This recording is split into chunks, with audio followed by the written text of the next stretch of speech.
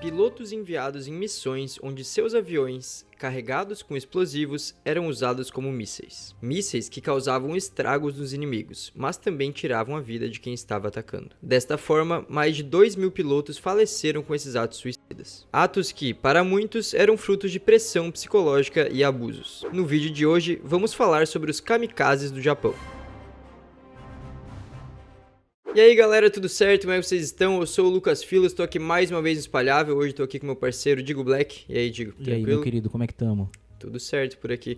Hoje a gente fala de um assunto bem interessante, uma história bem curiosa até, né? Uma coisa meio bizarra de a gente pensar, o pessoal vai entender ao longo do vídeo, a introdução talvez já tenha dado alguns sinais aí de como é essa história e acho que o pessoal vai gostar bastante. E antes de a gente ir pro vídeo, quero perguntar pra ti qual é a meta de likes do vídeo de hoje. A meta de like hoje pros kamikaze, que é um assunto que nem tu falou muito curioso e meio bizarro, eu quero 980 likes pra galera 980 bater. acho que tá tranquilo, acho que vai dar, bater, então. né? Acho que até o pessoal vai chegar nos 1.000. Porque se chega a 980, faltando 20 ali, Então, acho que a galera vai já conseguir. deixei 980 pra galera bater até chegar tipo uns 1.200, porque eu sei que a galera vai bater 1.200. Vai fazer mais. Então é isso aí. Então, claro, não esqueça de dar esse like, é bem importante pra gente, se inscrever no canal se não é inscrito ainda e agora, bora pro vídeo. Então, como a gente falou na introdução, kamikaze era o nome dado pros pilotos japoneses que eram enviados em missões onde seus aviões eram usados como mísseis. Então, eles ficaram bem famosos e acabaram recebendo esse nome de kamikaze. E esses aviões, então, eles eram carregados com explosivos e atuavam na prática como bombardeiros. Eles, então, como consequência, incentivavam ataques suicidas dos aliados. E a palavra kamikaze, que você pode estar se perguntando de onde surgiu, qual é a relação de kamikaze com esse ato deles, é uma expressão japonesa que significa espírito divino.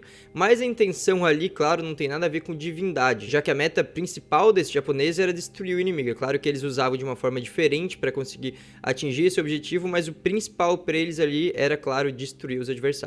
Os principais alvos, então, eram navios e principalmente porta-aviões, e principalmente também dos Estados Unidos, que faz todo sentido também a gente observar no cenário da guerra. Muitos desses ataques kamikaze, então, aconteceram ali nos últimos anos já da Segunda Guerra Mundial, enquanto ela se encaminhava já para sua reta final, principalmente em 1944. Então, um ano antes da guerra acabar, era um momento que os kamikazes estavam agindo bastante. Por exemplo, o primeiro ataque bem sucedido com os kamikazes, ele aconteceu no dia 25 de outubro de 1944, então já era até no final desse ano de 44, com o alvo sendo um porta-aviões dos Estados Unidos. E olha só, o piloto desse avião japonês, que era o kamikaze Yuki Oseki, ele foi o líder dessa primeira missão, então foi escolhido para começar de fato esse tipo de ação que depois ocorreria mais vezes. Ele causou o falecimento de simplesmente 140 americanos, então é bastante coisa, Nossa, né, Digo? é muita coisa. Muitas pessoas, inclusive, comparavam o Seki e também os outros kamikazes que depois surgiriam com homens-bomba, o que também faz sentido se a gente for fazer a relação, né, de que são pessoas que se entregam ali de certa forma, tiram a própria vida para poder tirar a vida de outras pessoas. E o mais doido é que se eles fossem atiradores, eles não iam conseguir tirar tanto de vida assim, tá ligado? Né? Então, por isso mesmo que eles se tornavam homens suicidas. É uma forma de você acabar com mais adversários, mas você perdendo um dos seus, né? Então, na matemática, no final das contas, faz sentido. Infelizmente, né? Porque, claro que a gente não deveria pensar em matemática nessas questões verdade. De humanidade, né? Mas uma grande diferença dos homens-bomba que a gente conhece e dos kamikazes japoneses é que ali eles estavam tentando honrar o país deles. Esse era o grande objetivo dos kamikazes, enquanto os muçulmanos, por exemplo, eles já tinham outros objetivos, não era exatamente honrar o país deles, né? Então, olha só, o resultado de todas essas ações feitas pelos kamikazes, de toda essa ideia que surgiu ali, foi colocada em prática pela primeira vez em outubro de 44 e depois aconteceu algumas vezes, pra gente ter noção em números, cerca de 2.500 pilotos japoneses se suicidaram nesses ataques terroristas e eles causaram o falecimento de cerca de 7.000 soldados aliados e mais de 4.000 feridos. Então o resultado no total é bastante gente que eles conseguem afetar, né? Sim, eles afetaram tipo o dobro deles e deixaram também muitos feridos. Então, querendo ou não, acaba fazendo sentido se a gente for pensar, igual eu falei, né? Nessa tipo matemática da guerra, né? Querendo ou não, tipo, pro lado dos japoneses foi uma ação que gerou bastante, digamos, danos aos inimigos, aos adversários. Mas você pode ter ficado com a dúvida de onde veio essa ideia, quem que pensou nisso, quem teve essa estratégia, porque é realmente uma coisa muito diferente, muito curiosa, então é interessante a gente saber também de onde surgiu, né? E é algo meio absurdo, né? Tu meio que pôr uma ideia dessas e a galera fala assim, pô, verdade, beleza, vamos fazer. Bora lá. Tá ligado? Bom, lá em 1941, alguns anos antes de começar a ser colocado em prática esse plano, os japoneses tinham uma tecnologia bem avançada, superava até os Estados Unidos. Então, o Japão realmente era um país que tinha, em termos de tecnologia mesmo, um avanço bem superior a de muitos países. Então, por conta dessa tecnologia e de todos os recursos que eles tinham, eles conseguiam superar os americanos em vários aspectos. Eles conseguiram, por exemplo, deter os caças, que eram bem ágeis, que os americanos tinham, e isso era um grande objetivo do Japão naquela época. Então, para eles estava confortável a situação nesse sentido, mas depois de alguns anos, mais ou menos uns 2 anos ali, por 1943, então, a situação começou a virar ao contrário e os Estados Unidos ultrapassaram eles. Os Estados Unidos, então, começaram a usar radares, começaram a conseguir se tornar mais soberanos pelos ares, então, dominaram esse espaço que antes o Japão tinha uma superioridade, e por isso, então, lá o ano de 1944, que a gente já falou aqui antes, se tornou um ano bem difícil para o Japão, que estava perdendo muitos aviões. Inclusive, a gente tem aqui algumas ocasiões para dar de exemplo para vocês de como o Japão estava perdendo muitos aviões. Por exemplo, a Batalha do Mar nas Filipinas, lá nos dias 19 e 20 de junho de 1944, o Japão teve baixa de cerca de 600 aviões. E na Batalha de Formosa, em outubro de 44 também, 500 aviões japoneses foram perdidos. Então, era um dano muito grande, né? Pensa nesse número. Então, não era coisa de 1, 2, 10 aviões, era coisa de 500, 400. Então, só aí na brincadeira foi 1.100 aviões, né? Então, realmente era um número que assustava eles, que estava gerando um dano que eles não estavam acostumados a ter nos anos anteriores, e por isso, então, eles tinham que criar alguma coisa diferente, né? Então, no geral, nesse cenário completo da guerra e do poder militar do Império Japonês, eles passavam por uma crise, isso era visível para todos que analisavam esse aspecto. Então, veio a figura do vice-almirante Takejiro Onishi. É justamente dele, então, que vem essa ideia de basicamente atacar o inimigo com aviões carregados de bombas. Mas aqui é importante a gente dizer uma coisa: tanto ele como outros oficiais também que apresentaram esses planos, que estavam ali junto com ele nessa organização, dessa estratégia para apresentar os planos e aí definir se ia ser colocado em prática ou não, não se apresentaram para fazer a missão. Então, assim, eles deram a ideia, né, mas eles falaram, a ideia a gente acha que é muito boa, pode dar muito certo, mas eu tô fora. Não sou maluco de fazer isso.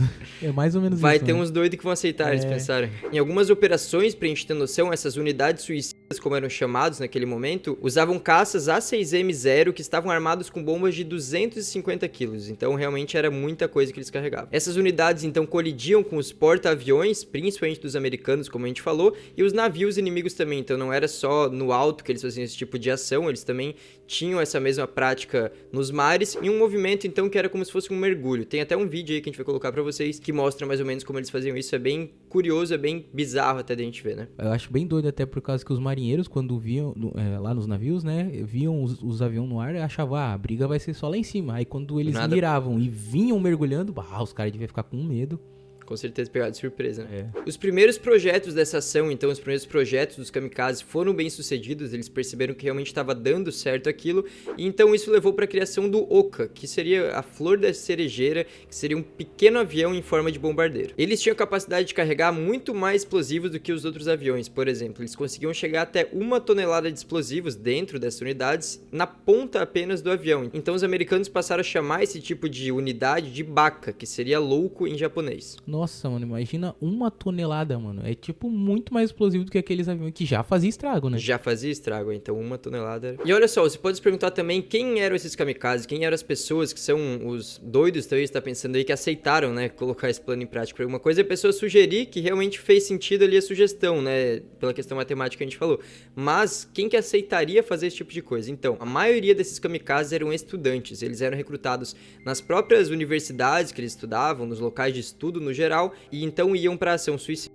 Nossa, mano, eu jurava que era só soldados. Os soldados ou alguém que tava ali no meio militar, tá ligado? Que já tava ali, talvez, no meio deles, né? Não, eles iam atrás de outras pessoas pra fazer esse tipo de coisa. E assim, aqui tem uma pauta importante que até em tudo que eu li em relação a esse assunto, bastante gente discute de como eles divulgavam essa ação na época. Eles divulgavam como uma escolha para esses estudantes. Então eles chegavam lá apresentando um plano, apresentando o porquê que poderia ser bom eles fazerem esse tipo de coisa, o porquê que representar o país iria fazer bem ali num futuro, talvez. Meio que uma lavagem cerebral. Uma lavagem cerebral, porque eles passavam de uma forma mais bonita, digamos assim, não tratavam como obrigação, falavam que a pessoa tinha escolha, mas no fim das contas o que falam é que a história era bem diferente. Eles usavam então todo esse discurso bem patriota, tentavam convencer todos esses recrutas de formas bem fortes, digamos assim, eles difundiam ideias como sacrifício pelo imperador, esse tipo de coisa, então acabavam gerando um sentimento até de certa culpa nas pessoas. E dessa forma, então, cerca de 6.000 homens foram recrutados a partir de dezembro de 43. Então, ninguém falava exatamente da parte suicida para eles, não focavam muito nessa parte, eles falavam mais numa linha de ser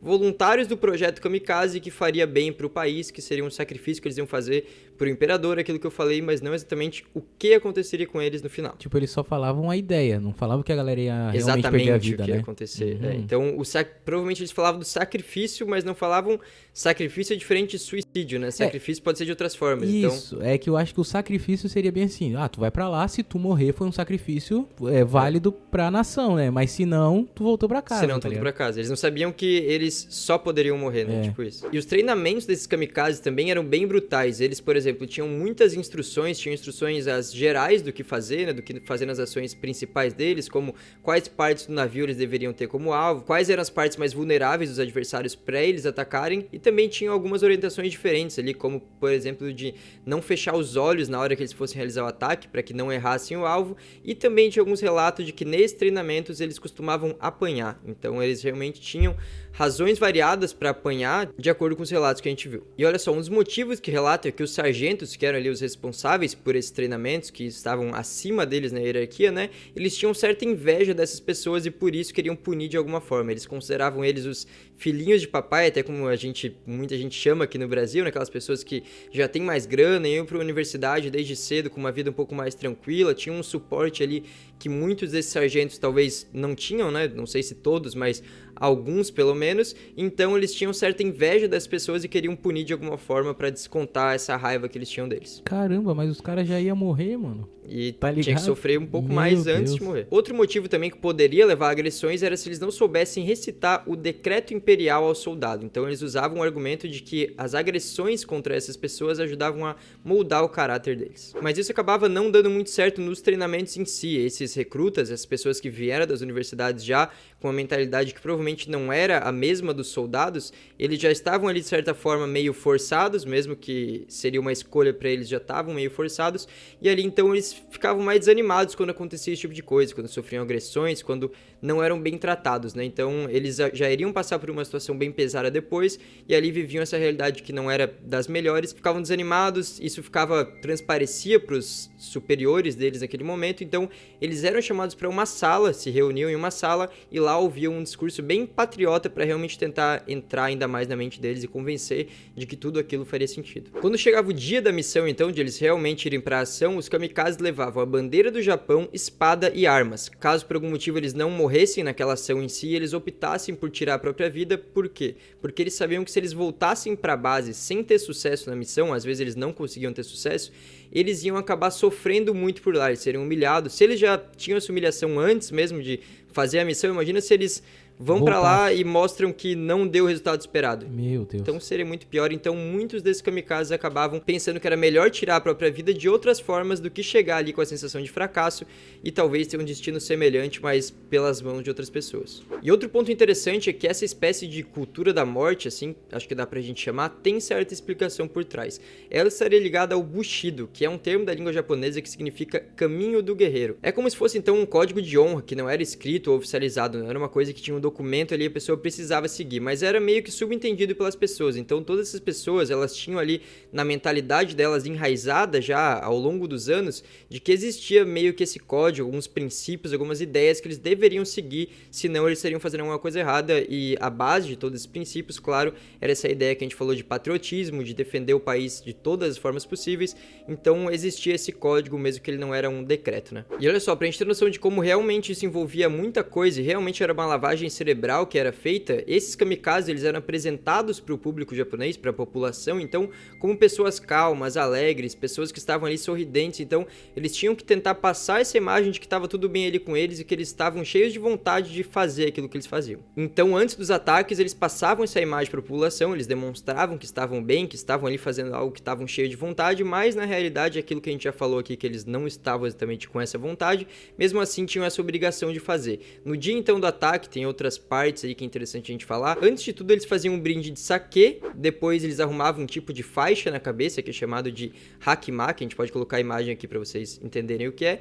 Em alguns casos também eles usavam um senimbari, que é basicamente um cinto costurado por 1000 mulheres, onde cada uma dava um ponto nesse cinto. Esses cintos então eles serviam como uma espécie de amuleto, porque eles representavam ali como se eles estivessem de corpo fechado, ileso, então muitas mulheres ali teriam fechado aquele cinto e para eles era uma sensação de que tinha algum amuleto ali com eles, né? Outra coisa que eles faziam também era escrever poesia, pra gente ver como realmente tem muita coisa curiosa nessa história. E olha só, toda essa história envolvendo os kamikazes tiveram uma consequência bem grande, porque exatamente os kamikazes foram um dos motivos para os Estados Unidos acreditarem que o Japão fosse o alvo certo para a bomba atômica. Então os Estados Unidos já tinham a visão de que os japoneses estavam tirando a própria vida para destruir os americanos e por isso eles acreditavam que o alvo certo era exatamente os japoneses. E tudo isso também criou uma crença de que os japoneses não se renderiam até que o último homem deles fosse vitimado. Bom, e sabendo de tudo isso, o imperador do Japão na época, o Hirohito, anunciou a rendição deles. Ao saber essa notícia, então, outra coisa aconteceu. O almirante Matomi Ugaki, que era um kamikaze, decolou com o avião dele. Ele também anunciou no rádio que faria um ataque em Okinara, onde 6 homens tinham caído e os inimigos estavam também. Acontece que ele não teve sucesso na ação dele. No dia seguinte, então, o Ugaki foi encontrado em uma praia junto com os destroços do avião e, claro, sem vida. Depois desse momento, veio um momento ainda mais marcante que acabou, por fim, decretando o fim do movimento dos kamikazes. Sabe o que aconteceu, Digo? Eu acho que não tinha mais recruta. Não, foi uma coisa diferente. O que aconteceu? O Takijiro Onishi, que foi, no caso, aquele que a gente falou lá no começo, que foi o inventor do projeto, o cara que deu a ideia dessa estratégia, ele viu o fracasso do Ugaki e decidiu cometer o seppuku, que é tirar a própria vida. Esse seppuku aí, se a galera não tá lembrado, eu falo disso lá no vídeo do Yasuki, onde os nobres, guerreiros, samurais e tudo mais, eles tinham esse ritual, né? Que é um ritual quando eles realmente não conseguem, digamos, defender o seu mestre, defender o seu reino e não pode ser pego pelo inimigo, né? Então eles tiram a própria vida, né? Então foi exatamente isso aí que ele fez, provavelmente por esse pensamento também que o Digo falou, e ele deixou então uma carta pedindo desculpa para todos os japoneses que perderam a vida, porque a ideia, claro, como a gente falou, partiu dele, ele não entrou na ação em si, mas acabou que no fim das contas ele também acabou tirando a própria vida por conta da ideia que ele teve, né? Então lá no final ele acabou tendo o mesmo resultado do que as outras pessoas que entraram na ideia dele, né? Então, assim acabou a história dos kamikazes. Bom, então esse foi o vídeo de hoje. Espero que vocês tenham gostado aqui da forma que a gente abordou. Deixem sugestões de outros temas aí que vocês querem saber aqui também nos comentários. Se ainda não deu o like, a gente pediu lá no começo, deem o like, a gente quer bater a nossa meta e é bem importante pra gente. Se inscreve aí se não é inscrito ainda. É isso aí, tamo junto. Até a próxima.